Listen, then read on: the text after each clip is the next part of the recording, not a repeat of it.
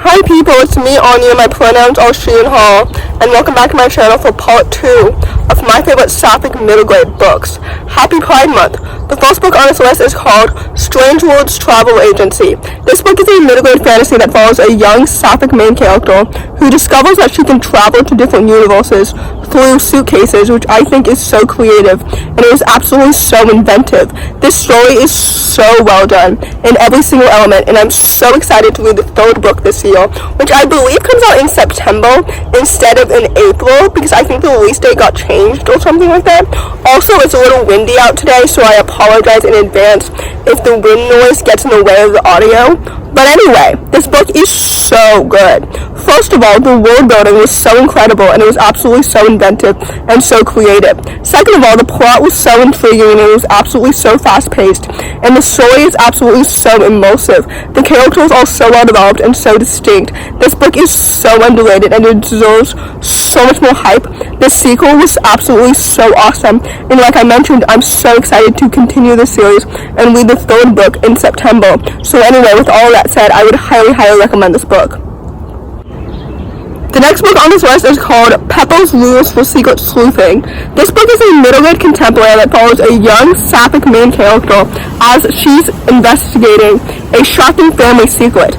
This book is so good, and I really enjoyed it. First of all, the story itself was so wholesome and absolutely so whimsical that I really just fell in love with it because I was so attached to the characters.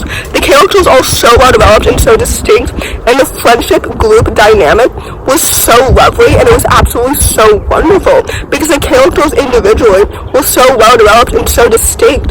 The plot was so intriguing, and it was absolutely so awesome, and the story was so immersive. I'm so excited for the author's next book, which I believe comes out in November if I'm not mistaken. But anyway, this book was so good in every single element. The queer representation, the plot, the friendships, the characters, the world building, the mystery itself. Like literally, it was so good. And the story is so underrated, which I know I say a lot on my channel, so the word underrated has probably lost its meaning by this time. But anyway, the story is so good, and it's absolutely so awesome. So with all that said, I would highly recommend it. The next book on this list is called Candidly, Cline. This book is a middle grade contemporary following a young Sapphic main character as she tries to find her voice at a musician's workshop. So basically, she's trying to find her voice both in a musical sense, but also in like a literal sense.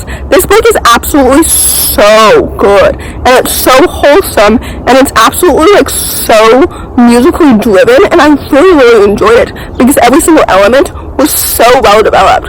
First of all, the characters were so well developed and so distinct. The Sapphic romance was so well developed, and it was absolutely so lovely and so cute and so adorable and absolutely so fluffy. The plot was so intriguing, and it was absolutely so wonderful and so immersive. This story is so good, and this author is absolutely so talented. This book definitely exceeded my very low expectations, and I would gladly read more middle grade stories by this author in the future because this story was so good. The family dynamics between like the main character and her mother was so well done. This book is so awesome, and it's so lovely, and it's so fluffy, and it's absolutely so happy. And in that sense, I feel like it can really resonate with young Sapphic people who are looking for like a nice, happy, fluffy story with like a happy ending, you know what I mean? Because more fluffy, queer, joy stories need to be told. Anyway, with all that said, this story is so good, and it's so underrated, and it deserves so much more hype. So with that said, I would highly recommend it. The next book on this list is called Ellen Outside the Lines. This book is a middle grade contemporary that follows a young, non-binary Sapphic autistic main character as they navigate new horizons, changing friendships, and a school trip. This book is absolutely so awesome, and I really enjoyed it, and I'm absolutely so glad that it lived up to the hype, because this book, if you didn't know, was one of my most anticipated 2022 new releases, because the author previously wrote Anna on the Edge in 2020, and that book was one of my favorites of 2020, so naturally I had very high expectations for this book, and it absolutely lived up to the hype. First of all, the autism representation hit so close to home, and we loved to see it. Second of all, the plot was so intriguing, and it was absolutely so engaging. Third of all, the characters were so well developed and so distinct. The friendships were so lovely and absolutely so wholesome. This author is literally so talented, and I will gladly read anything that they write in the future, but especially middle grade. I think that they have a book coming out in March of 2023 called Camp Quarterback or something like that. They're co-writing with Nicole Melody, who is the author of The Science of Being Angry, which I really want to read, as I talked about in my mid-year book tag. But anyway, I digress. I'm so excited for that book, is my point, because this book was so good in every single element. Like, all of the representation was literally so well done, and I really enjoyed it. And the plot and the characters and the friendship and everything about it was so well developed. So anyway, with all of that said, I would highly recommend it. The last book on this list, and certainly not the least because I just talked about this book in my last recent reads video, is called LeClair Gets a Clue. This book is a middle-grade contemporary following a young bisexual main character as she investigates a cyberbullying mystery at school. This book is so good, and it's absolutely so awesome. So I apologize in advance if my book review is redundant, but this book is so underrated, and it deserves so much more hype. So honestly, I'm not actually sorry. But anyway, the plot is so intriguing, and it's absolutely so engaging, and the story was absolutely so immersive. Second of all, the bisexuality representation was so casual, and it was so well developed, and it felt so natural. You know what I mean? The characters were so well developed and so distinct.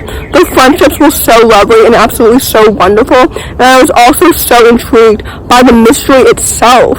You know what I mean? Like, I tried to solve the mystery as the characters were also solving the mystery, and I was also so intrigued by, like, the friendships and by, like, all the family dynamics as well. And also, the asthma representation was so well done, and it was so awesome. As a person who also has asthma, I felt seen by the main character. This book is so good, and it's so well developed in every single element. So with all that said, I would highly recommend it.